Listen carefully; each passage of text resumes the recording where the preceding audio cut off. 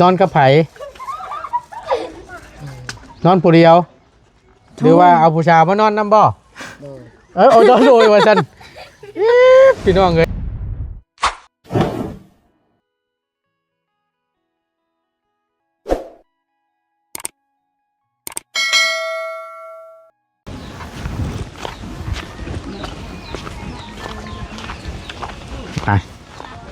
เปิดผ้ามีบาทนี้พี่น้องเลยหาบกระบุงค้อนกระตาแล้วบาทนี้พร้อมกระตุกพร้อมคู่ละบาทนี้ไอ้เด็กไอ้เด็กจะยึดไปดาวเนาะไม่ยั้งนะเฮ้ยขอน้ำเนี่ยเด้อเนาะสบายดีน้องสบายดีเอากลับทักทายสบายดีแล้วสวัสดีกันตอนย่ำเที่ยงเด้อพี่น้องเด้อพบเจอกันกระบอกตัวในคลิปนี้เนาะพร้อมกับทางอีหลาจันเพิ่นเตรียมตักน้ำมาขอน้ำว่าสันใช่เฮ้ยน้ำยังน้ำกินน้ำใช่ไม่เห็นไม่เห็นน้ำกินนี่แหละน้ำกินเป็นน้ำผลบ่ที่ว่าตรงช่วงฝนตกวันหนึ่งนี่บ่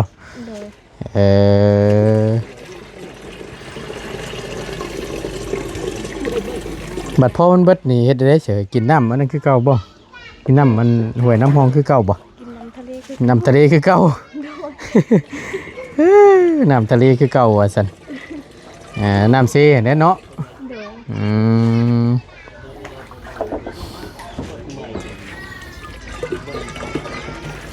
ผู้ดีแหละพี่น้องทั้งบนต้นก็จะได้ถามทางลุงเจ้าเนาะเมื่อวานนี่ลุงเจ้าปะผู้ดีว่าอยากคู่คำตอบเนี่ยว่าเพิ่นได้ถามเดี๋ยวไปหรือว่าจังใดเรื่องสร้างเจาะน้ำเฮาสายเจาะอันแหละว่าเพิ่นสิว่าแบบใดผู้ดีทั้งบ่บุญสารวัตรก็ได้ติดต่อมาหาทั้งบ่ตูนแหละเมื่อเช้านี้พี่น้องเนาะก็ผู้ดีทั้งเพิ่นก็ว่าสิขึ้นมามื้อนี้ผัดว่าทั้ง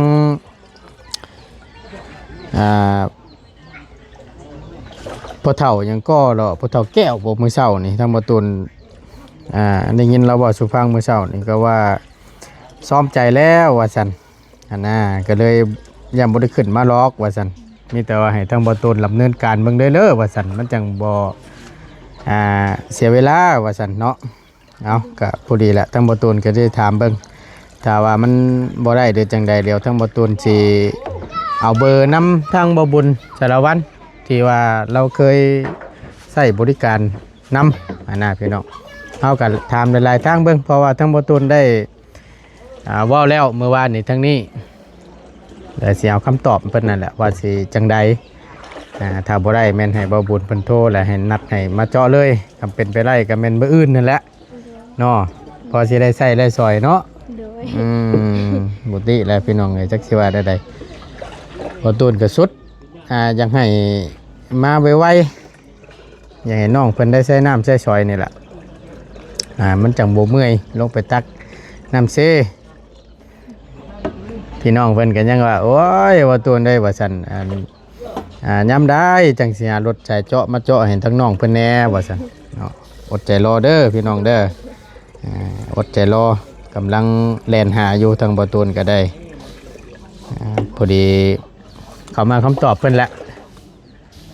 จะว่าเพิ่นบ่อยู่เฮือนซั่นบ่จักน่าจะอยู่เฮือนเราอยู่ไสหลังใดเอาให้แล้วก่อนเดี๋ยวจะค่อยไปถามพร้อมกันก็ได้ถามเบิ่งก่อน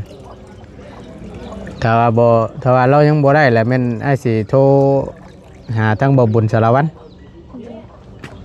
สิถามมึงหลายๆทางนะกับบวกกับราคามันนั่นแหละพี่น้องเพื่อทั้งนั้นราคาย่อมเยา18หรือ19ล้านเฮาก็เลือกเอาหม่องที่ว่ามันสิถูกนั่นแหละแพงหลายมันก็คือเว้าหั่นแหละเขาก็อยากได้ราคาย่อมเยาเพื่องบเฮาส่วนที่เหลือก็ไว้เฮ็ดแนวอื่นหรือว่าชื่อหันชื่อนี่ให้กับน้องเพิ่นจังสีหน้าพี่น้องฟังเบิ่งเพิ่นบ่ลดบ่ลุยเนี่ยบ่ตุนสิลองลมเบิ่งทางนั้นก็มีบ่อน้ำทางนะมีคือกันเป็นน้ำกินตัวนี้น้ำใส่บ่ตัวนี้นะแบ่งเป็นน้ำใส่น้ำแน่ เฮ็ดล้มแยกคุณน้องนี่หายเต็มแล้วเทออกถิ่มกูว่าได้เนาะ กินข้าวแล้วบ่มื้อนี่ กินแต่เช้านี้ กินแต่เช้านี่ โดย พอดีละทั้งลุงเฮิมชื่อแนวมาเฮ็ดกินอยู่เพื่อนน้องหัวเพิ่นนั่นแหละเพื่อนน้องจันเพิ่นพากันกินข้าวว่าลุงเฮิมว่าสิมีเมนูอันเฮ็ดหยังอ้อมปลาลุกฉันบอกพี่น้องเห็นเราซื้อมานั่นล่ะเพื่อได้มาเฮ็ดกินน้ำกันเด้อว่าซั่นเตรียมอันเอามักบวบเอานู่นนี่นั่นเพื่อนน้องไส้ล่ะเมื่อวานนี่ก็ได้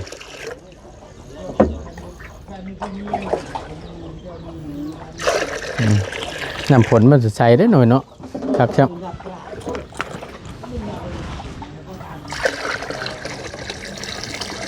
บริไปทั้งหลายบ่มันนี่ฮะ ถ้าเขาก็เลยไม่ได้ไปใส่ เผาเข่าว่าสั้นๆเนาะโอเคเสร็จไปมีตัวไปพาไอ้ไปเบิ่งเงินอันนั้นก่อนหาลุงเจ้าก่อนไปไว้นี่ก่อนก็ได้อยู่ใช้เฮือนแล้วนะไปทางนี้บ่ ได้ได้จะชิมอันดงฮะไปเท่าไหร่เราไปแล้ว บ่อยู่ครับ โดย เห็นอะไรสันบัตรมีเบอร์ป่ะ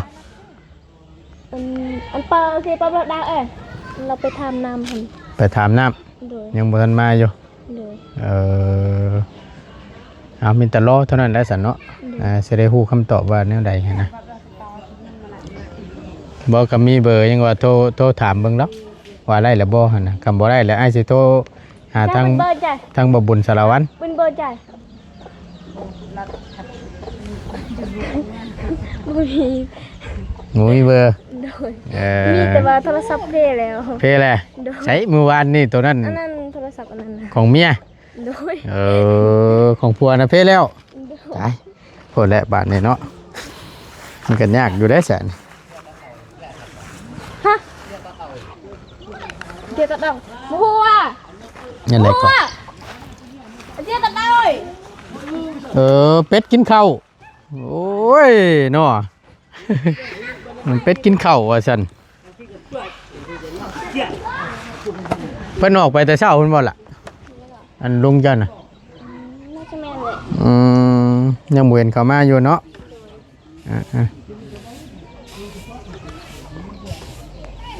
เบิ่งได้ขาดอีกแตกอีกได้ไม่ค้านก็จังเป็นแข็งเนาะฮึบโอ้ยได้อยู่บ่ละบัดนี่ฮึบมันก็นักขอนแล้วอันนี้เนาะ ก็อยู่นักฟันเลย บ่โยตัวนี้แล้วนี่เบิ่งหูเบี้ยวไปวะ มันหนักตัวนี้แหละพี่น้องไอ้ทางคือจังว่า40-50 เมตรปุ๊แล้วจังว่าคือห่างเนาะ อาวุธของผม ฮะไหนก็ ดูดิสวุธ เด็กตาเข่าพี่น้องเลยทั้งนี้ก็ได้ยังโมเหงคักปันไดเนาะเบิ่งเด้อเป็นตาได้อยู่บ่ย่านแต่บันไดเพื่อนนี่แหละหักกันนี่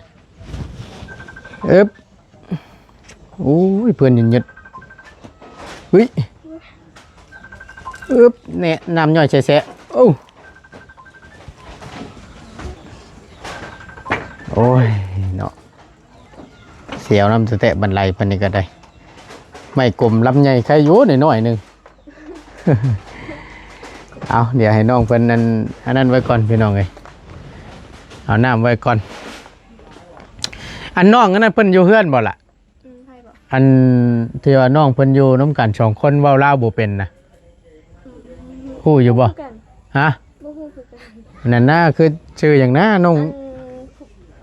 พอไซขนาดกับเบากระตุ้ยขนาด แม่น พูดคือกัน อยู่บ่เนาะ จะอยู่หรือไม่อยู่ ว่าสิให้น้องเพิ่นพาไปเบิ่งพอได้เปให้แน่เห็นว่าเพิ่นเว้าลาวบ่เป็นบ่ ยังดึงเขา เอาเดี๋ยวให้น้องหนึ่งข้าวหนึ่งน้ำเดี๋ยวก่อนแล้วก็จังค่อยให้น้องเพิ่นพาไปเบิ่งนำกันไม่ยั้งบัดนี้ สวัสดี สบายดี ก็จังว่ามีเมนูบ่เฮ้ย มีเมนูในประธานเนี่ย เมนูอย่างนี้สบายดีลุงสบายดีคือจะว่ายอดผักสะไลใส่คักแท้ แม่น ใส่ ใส่ออมปลาดุก หอมปลาลุกใส่เฮ็ดน้ำได้อยู่บ่ ฮะ ใส่เฮ็ดน้ำได้อยู่บ่ ใส่เฮ็ดบ่ อ่า เฮ็ด เฮ็ดนางฟ้านี่ละ นางฟ้า อืม ใส่ได้แต่ใส่บ่หลาย เอาบ่ เอาอยู่ มาฉันข่อยมีมาอยู่เฮ็ดนางฟ้าดีกว่าจัน เฮ็ดที่เพิ่นปลูกนี่แหละพี่น้องเอ้ยทั้งหมดตัวชื่อมาอยู่เบิ่งนี่ เอามันเลยจังว่านะนางฟ้ากินนางฟ้าบ่ว่ะ บ่ว่าตินางฟ้าสิกินกันนางฟ้าเนาะ คือจะเอาอันที่เราพักหัวไหมนายลงมาเฮ็ดเดือดคือจะพักไปพักอะไรกินขึ้นมาน่ะ เฮ้ยพอได้ตื่มกันนี่ได้เฮ็ดอันนี้ได้ลุงได้บ่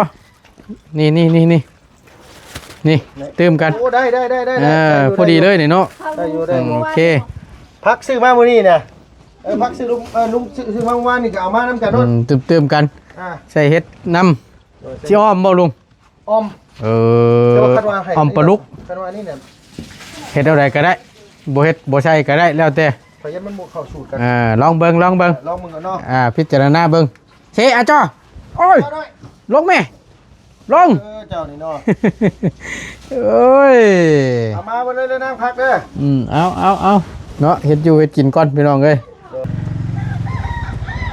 มาป่านนี้พี่น้องเอ้ยเด็ดผักเด็ดหญ้าเตรียมเครื่องใส่เพิ่นแล้วเสร็จสิ้นเป็นที่เรียบร้อยเนาะมีแต่ว่ารอทางอีหลาเพิ่นหนึ่งเข้าสุกแล้วแล้วแม่นลุง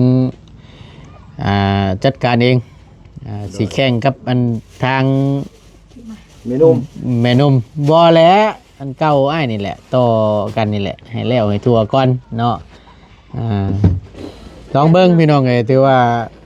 เป็นอีกคาบหนึงว่าซั่นซะเฮ็ดกับข้าวกับน้ำกิน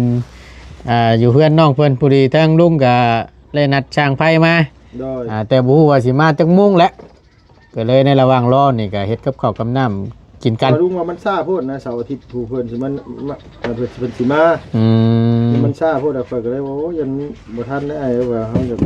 เอาก็อยากเมื่อแล้วติ เฮาจะเล่นน้ำพลานแน่ว่าบ่มีเวียกอยู่พลานนั่นเอง โดยก็นั้นแล้วข่อยก็ยังว่าถ้าอันทั้งลุงน้องหัวมานำแน่เจ้าน้ำเจ้าในนี่แหละถามแล้วว่าเราเล่นออกไปเอาอันเบอร์ผู้ช่างเจ้าน้ำนะก็เลยว่าอยากร่วมน้ำเล่าแหน่จักหน่อยหนึงว่าเพิ่นสิบ่ลดบ่ลุยเนี่ยบ่เห็นนะ เพิ่นอยู่ได้เท่าไหร่น่ะ อยากได้20ล้านถ้า ใดๆคือหยังเรียบร้อยบ่ ทุกอย่างอยู่น้ำเพิ่นแล้วว่าเราบอกเมื่อวานนะก็เลยว่าอยากร่วมน้ำกับเราอีกเทื่อนึงถ้าว่าบ่ซั่นแล้วสิถามเบิ่งน้ำบ่บนสารวัตรอีกครั้งนึงเห็นแล้วว่าที่เราเคยใช้บริการนั่นแหละเคยเจาะเคยหยังนั่นแหละแล้วก็เลยว่าสิถามเบิ่งหลายๆทางเบิ่งเฮาก็ว่าอยากไล่ราคาตัวที่ย่อมเยาเนี่ยหั่นนะ18 19ก็ยังดีหั่นนะเงินส่วนที่เหลือเฮาก็จังค่อยซื้อแนวอื่นหรือเฮ็ดแนวอื่นให้น้องเพิ่นอีกก็ได้หั่นนะลุงก็สิว่านี่เอาฉันมีแต่ว่ารับเนินการเด้อลุงเด้อเดี๋ยวค่อยสิไปหาทางน้องหยังน้อที่ว่าอันน้องผู้ชายเพิ่น2คนน่ะ ผ่อนไซกับกีตัว น้องพรชัย ดอก กับน้องกิโตยไปสละป้ามิตรว่า สั่ง ทางง่ายหาพาไปน้ำเนี่ยเป็นล่ามให้น้ำเนี่ยเด้อ ดอก เป็นบางคำเด้อเพื่อเพิ่น ช่างยิงเรา อันนั้นพี่น้องเพื่อน้องเพิ่นคือจังว่าเว้าอันนั้นบ่เป็นบ่เว้าลาวบ่เป็นบ่ล่ะเบิ่งเอาขนมใหม่อีหล่าเพิ่นบักคำเพิ่นก่อนไปบ่ต้นก็ยังบ่เคยไปหาจักเทื่อพอดีทั้งอัน FC เพิ่นก็แนะนำให้บ่ต้นเข้าไปเบิ่งอยู่พี่น้องเอ้ยครอบครัวนั่นน่ะ ได้ทางลุงผม มาแล้วบ่เอาให้เรามาก่อนเดี๋ยวต้องค่อยถามแล้วเดี๋ยวไปหาบักคำเพิ่นก่อนอันคือจังว่าพ่อแม่เพิ่นบ่อันนั้นบ่พ่อแม่เพิ่นบ่มีบ่ล่ะ แม่เพิ่นเอาผัว ฮะ แม่เราเอาผัวปะแล้ว แม่น่ะเอาผัวใหม่ แม่น พ่อเพิ่นเด้ซะ พอเพิ่นอยู่บ้านห้วยหอก มันยังได้บาดนี่ปั๊บโอ้ยครบแก้วครบข้างมาแล้วบาดนี่ แล้วเอายังมาน่ะนะแล้วเอายังมา บ่ฮู้คือกัน เป็นตะนักอยู่เนาะสองกระสอบพุ่นน่ะ จากเราสิอยู่เฮือนหรือบ่ ไปเบิ่งกับมันบ่นั่นเฮาก็จังค่อยไปเบิ่งใหม่เอายังมานั่น เข้าโครงการเข้าเทเลอร์ เพิ่นตั้งรัฐเพิ่นแจกไปบ่ โดย โอ้ยเนาะนักแท้ๆนี่เอาสบายดีเด้อสบายดีเอาให้เราเซาเมื่อยก่อนพี่น้อง โอ้ยขับรถมาใช่เฮือนเพิ่นนั่นล่ะหลังนั้นบ่ โดย เพิ่นอยู่นํกันช่องไอ้น้องกันบ่ อ้ายเราบ่ได้อยู่นำแล้วเราอยู่ผู้เดียว อยู่คนเดียว โดย เอ้าบัดข้าวน้ำซ้ำปลาได้ซะเพิ่นหาใช้กินอันนั้น มันได้แล้วอ้ายเพิ่นใส่จูจะดกมาแม่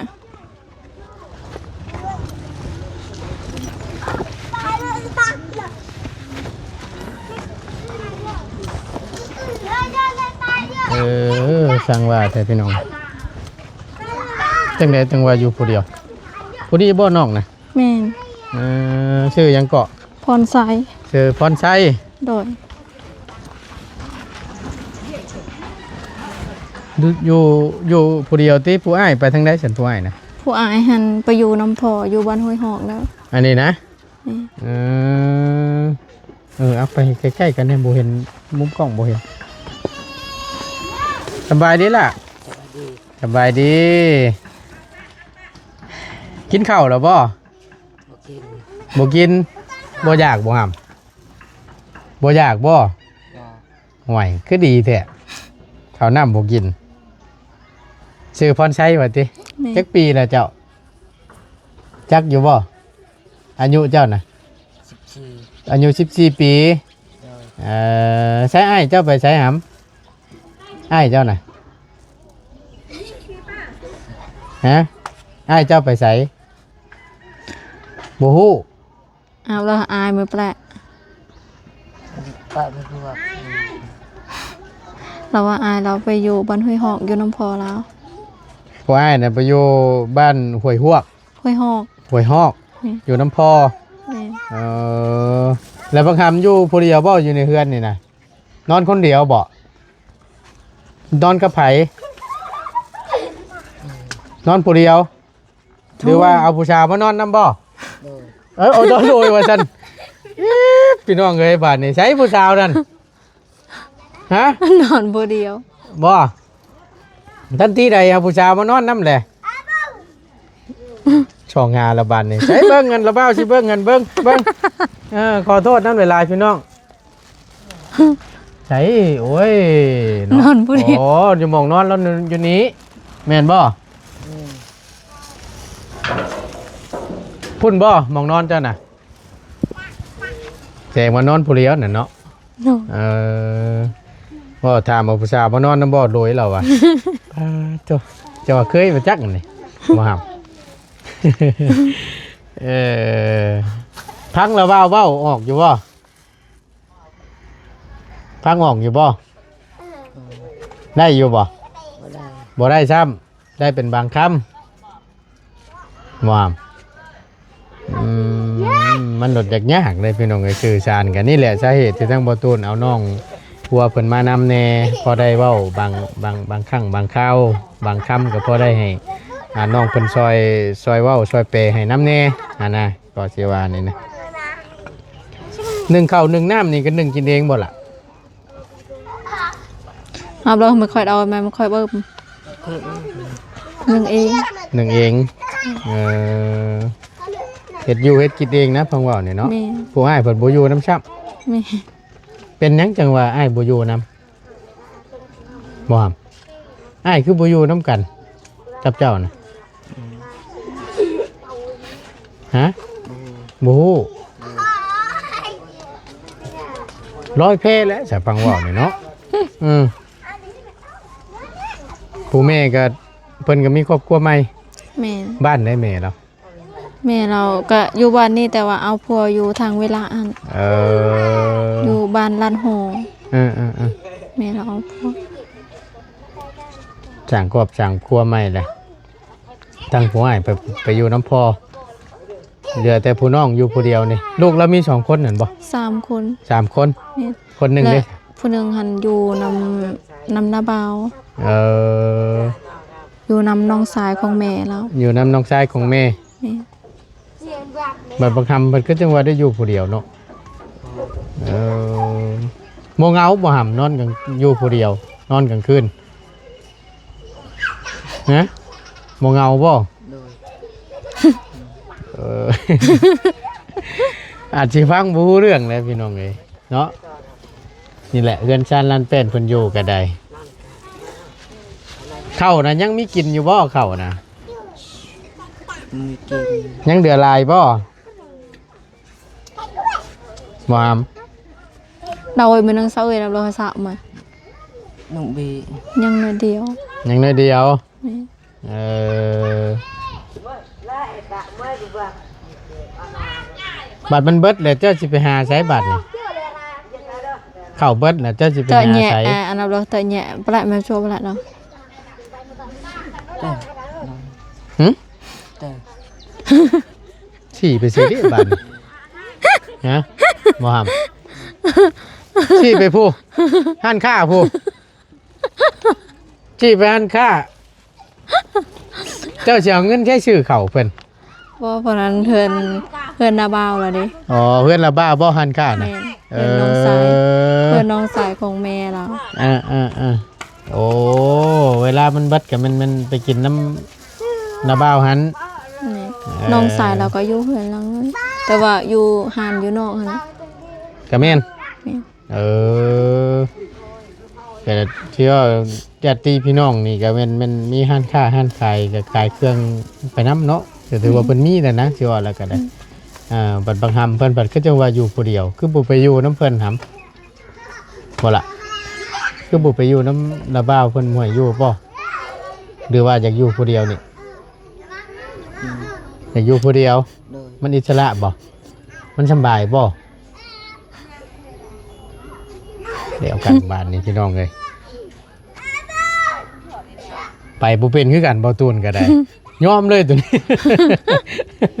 โอ้ยยอมไปดิพี่น้องเลยขอโทษขออภัยหลายๆเนาะเพราะว่าน้องเพิ่นอันฟังภาษาลาวก็บ่ค่อยออกนำแน่อันน่ะก็เสียว่านะเนาะก็เป็นตาดูโตนอยู่หรอกพ่อแม่แยกทางกันผู้อ้ายก็บ่ได้อยู่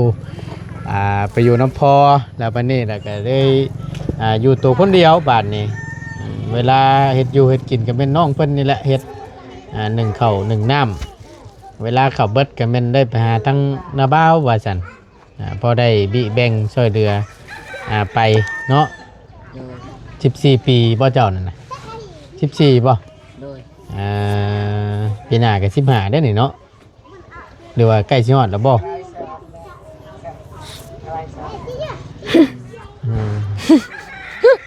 เอาซะเอาขนมเด้อล่ะเด้อพอซื้อมาต้อนเด้อไปสั่นบานนี่ทั้งเราเบ้ามันกลับก่อนเด้อ โดย ไว้มื้อหน้ามื้อในเดี๋ยวสิมาเยี่ยมใหม่เด้อ โดย ทั้งเราเบ้าซื้อบ่อตูนเด้อ โดย ยินดีที่ได้ฮู้จักเด้อเฮาเด้อ โดย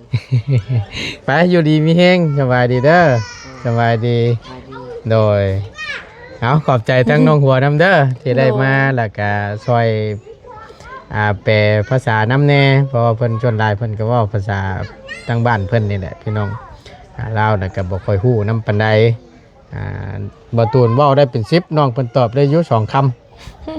ำนอนผู้เดียวบ่ผู้สาวมานอนนำเราอ่ะ คักแล้วว่าแล้วก็เนาะไปน้องหัวไปครับแล้วเนาะไปขอบใจหลายๆเด้อน้องเด้อขอบใจหลายๆนี่แหละพี่น้องเอ้ยเป็นเรือนชั้นลั่นแป้นน้องน้องไซบ่เมื่อกี้นี่ น้องพรไซ น้องพรไซเนาะ โดย อยู่คนเดียวว่าสันพี่น้องเอ้ยแล้วคิดว่าได้ไรเราก็ได้เอาเดี๋ยวจังว่ากันเนาะมีข่าวดีจังใดผู้ใหญ่เพิ่นชดช่อยในด้านใดก็แล้วจังมาแจ้งน้องเพิ่นเนาะพี่น้องเนาะขอบคุญขอบคุณหลายๆทั้งบ่ต้นก็ได้สำหรับคลิปนี้ลาแล้วอยู่ดีมีแห้งพี่น้องเอ้ยเนาะสบายดีเด้อ ส ล่ะ วัส เด้อ ดี สบายดีพี่น้องเอ้ย